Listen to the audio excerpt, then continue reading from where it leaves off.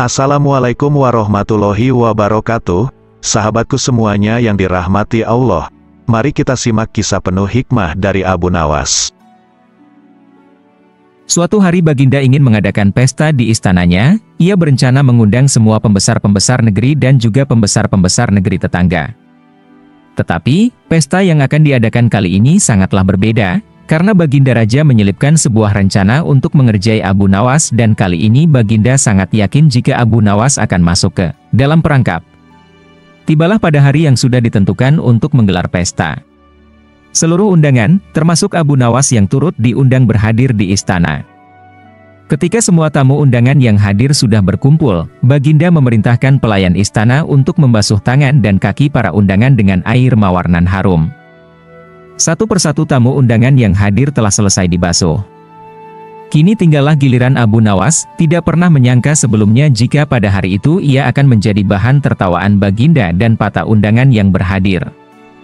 Sepertinya Baginda memang sudah menyusun rencana tersebut dengan sangat matang. Baginda sengaja memerintahkan kepada para pelayan istana agar Abu Nawas mendapat urutan terakhir. Diam-diam Baginda terus memperhatikan Abu Nawas. Pas ketika giliran Abu Nawas dibasuh tangan dan kakinya, pelayan langsung membasuh dengan air kencing unta yang dicampur dengan bunga-bunga yang sudah disiapkan sebelumnya sesuai perintah Baginda. Sontak saja seluruh tamu undangan yang hadir merasa tidak nyaman dengan bau yang ditimbulkan dan sibuk mencari sumber bau tersebut.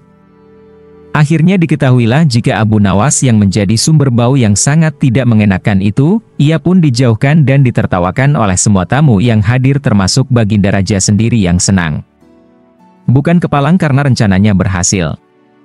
Setelah menanggung tidak sanggup malu yang amat sangat di hadapan para tamu yang hadir, tanpa bicara apa-apa Abu Nawas langsung meninggalkan ruangan tamu menemui pelayan yang telah membuat dia malu. Tadi, pelayan tersebut meminta maaf dan mengakui jika itu adalah perintah Baginda Raja. Mendengar penuturan pelayan, Abu Nawas sangat terkejut, tidak pernah terpikirkan sebelumnya jika Baginda akan menggunakan. Abu Nawas pun bergegas meninggalkan istana dalam keadaan sangat kesal. Dalam hati ia bergumam, "Baiklah, hari ini Paduka telah memberiku kuah tak sedap, esok hari aku akan membalasnya dengan isinya." Setelah kejadian dipermalukan di istana dengan kencing unta, Abu Nawas menaruh rasa kesal yang bukan main terhadap Baginda Raja, sehingga sejak saat itu ia tidak pernah menginjakkan lagi kakinya di istana. Karena sudah 2 bulan Abu Nawas tidak terlihat di istana, Baginda Raja pun merasa rindu akan tingkah pola dan cerita-cerita lucu dari Abu Nawas. Baginda pun mengutus pengawal untuk menghadirkan Abu Nawas ke istana. Akan tetapi Abu Nawas tidak bersedia memenuhi panggilan Baginda dengan alasan sakit parah dengan harapan Baginda Raja akan menjenguknya. Khawatir dengan kondisi Abu Nawas, Baginda pun menyempatkan diri untuk menengok Abu Nawas dengan diiringi para pengawal dan beberapa pejabat kerajaan. Pucuk dicinta ulam tiba, begitu mendengar Baginda Raja menuju ke rumahnya, Abu Nawas langsung memasang aksi cerdasnya. Ia langsung meminta istrinya menyiapkan obat ajaib dengan berbentuk bulatan kecil-kecil. Akan tetapi yang diantara bulatan-bulatan obat tersebut sudah diselipkan tinja yang memang sudah dipersiapkan Abu Nawas sebelumnya. Abu Nawas langsung menuju pembaringan merobohkan badannya, memasang wajah pucat dan berpura-pura lemah lunglai seakan-akan ia benar-benar sakit. Tidak berapa lama kemudian Baginda sudah berada di depan pintu rumah dan langsung menemui Abu Nawas. Kesempatan itu langsung digunakan dengan menelan 2 butir ajaib di hadapan Baginda. Baginda pun penasaran dan bertanya, "Wahai Abu Nawas, apa yang kamu telan itu?" Tanya Baginda. "Inilah yang disebut obat ajaib, resepnya hamba peroleh lewat mimpi tadi malam.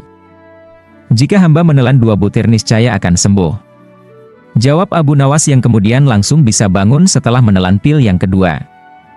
"Benarkah itu? Jika begitu, aku juga mau minum obat ajaib MU itu, barangkali bisa membuat badanku segar bugar setiap hari," kata Baginda bersemangat.